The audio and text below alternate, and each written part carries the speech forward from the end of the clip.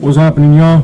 I'm here. I want to help you guys learn how to fish. For those of you that don't know how to fish, I'm going to explain to you every single step, how to catch a fish, how to reel, what to choose to catch fish with, what bait to use, everything I'm going to be able to teach you guys. You guys are going to get from me.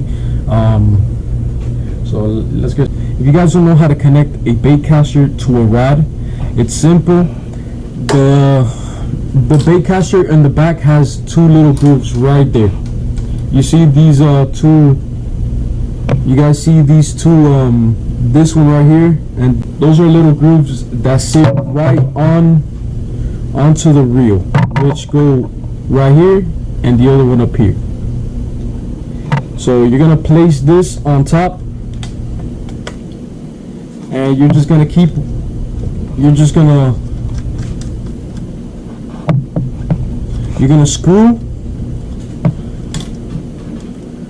screw it in so the reel tightens completely into the rod. That way you have a tight and secure reel, so you don't feel it wobbly when you reel, or when you move the rod for some action, the reel isn't wobbling. You want it tight, you want it to do its job. So this is very key. You need to tighten it as best as you can. So I got two setups with me.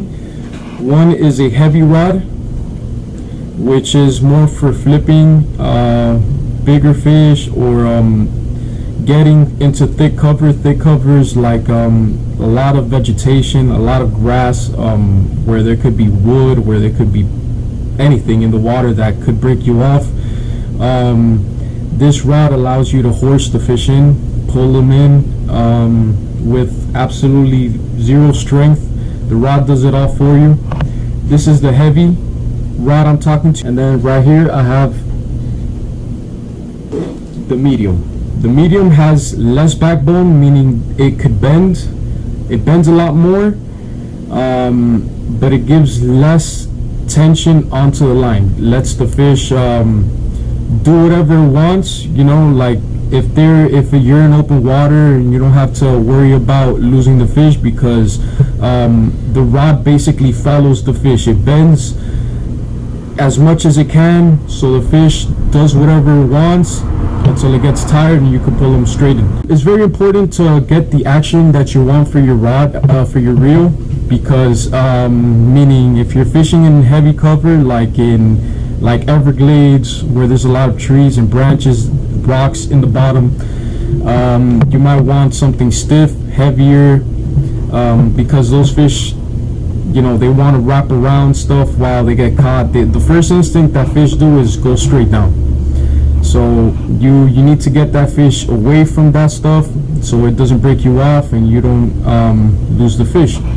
And the medium, I like to use them in clear lakes, or where I know there's not too much vegetation. I like to use a medium because it bends more, and I know I'm not going to lose the fish. But we'll get later on to more details with that. Any bait that requires little hooks like these, you see, little hooks like these, you might want to do some monofilament.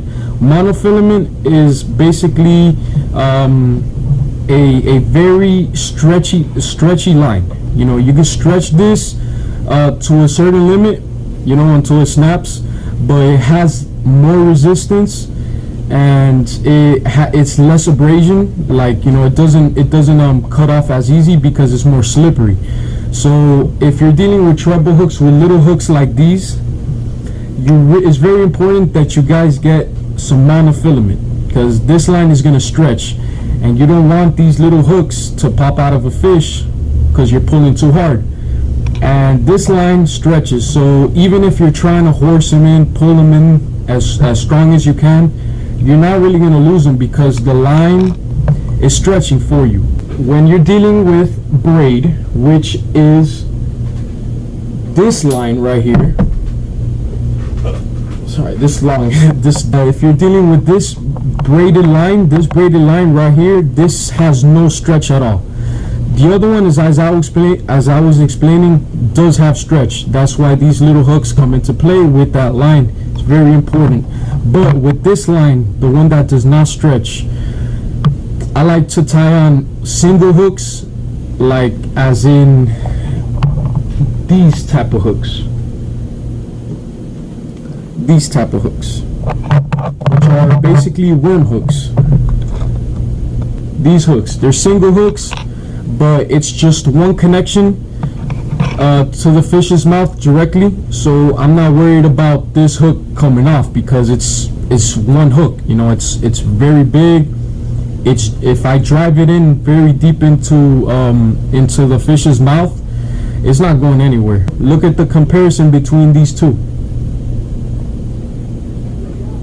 So it's very important that with these, you need some stretchy line. You need to allow some drag onto the line. But with braided line, you don't really have to worry about it because you got a hook right. You got a hook, nasty big hook, right driven through its mouth, and it's very hard for the fish to shake it off because it's a big hook. Muddy water, darker water, you want to cover water with braid, some very tight, non-stretched line. You know, they don't really see it in that dark, murky, muddy water. So you know, you could just tie it straight to a braided line, which is this line right here that has no stretch. Here you do the slightest little tick and you feel it. You can feel that on your rod as well. That's why I like to fish with braided line, Texas rig especially. But also, if you're gonna go fish in clear water, I'm talking about murky water with this line, this braided line.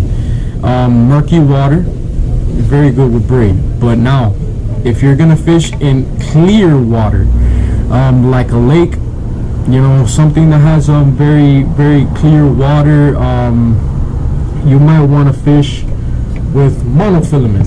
Monofilament is this line right here. This line right here allows you to fish invisible underwater. This underwater is invisible. You cannot see it, obviously, up to a certain diameter or a certain pound. This is 20 pounds right here of line. I feel like it's good for a lake. You know, it's invisible. The only thing about this line is that you don't really feel the bite as much because the line isn't, it's not like a thread. It's more like of a little stretchier material. So you will feel the bite, but not as good as the braid. This monofilament is good for clear water. You also gotta, you know, have in mind that these fish, they see very well underwater. So this is like one of the best ways to catch them underwater with some monofilament line. You know, the lighter the better because it's less, you see it less in diameter underwater, and it's even more visible. You know, if you get a good hook on, like if the hook is straight through that fish's mouth, with this line you have less of a chance losing this fish because this line, like I said, stretches. You see, it's, well, not as much, but when you're applying force on a fish, this line stretches. Or what type of body of water you're fishing in, I just prefer monofilament for clearer water, and then for darker water I use the braided line. You know, just my preference.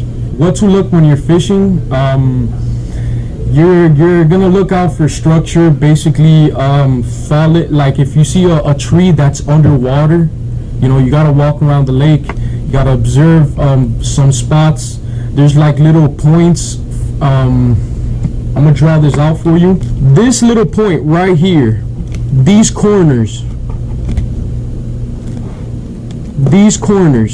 I'm gonna show you right now where I have the arrows pointing at. These corners, you know, any little corner that you could find, some fish like to sit on that. I don't know why they do it. Also, another thing to keep an eye out when you're fishing, you want to look for lily pads. Lily pads, the one that float on top of the water, that they're like this big and they're like pads, green pads. Very ideal. You need to look for those. My biggest fish have come from lily pads. But you know, like I said, structure, they like to hide. They like to ambush. They're like very ambush fish. They like to ambush bait fish. So they like to hang out near structure. They like to, like, you know, hide behind stuff, and then if they see something, they'll come out and attack. You would like to cast right in there. You want to cast right on, like, let that thing sink all the way down. I catch a lot of fish in fallen trees or fallen branches or whatever. They like to hide under that stuff. I don't know what it is about wood, but they like the wood. Or lily pads for any type of structure. So that's what you gotta look for. You always gotta look for those things. Got a fish. Got a fish. Got a fish. A little bigger one this time. Look at that. Right there on that tree, like I told you. Right there.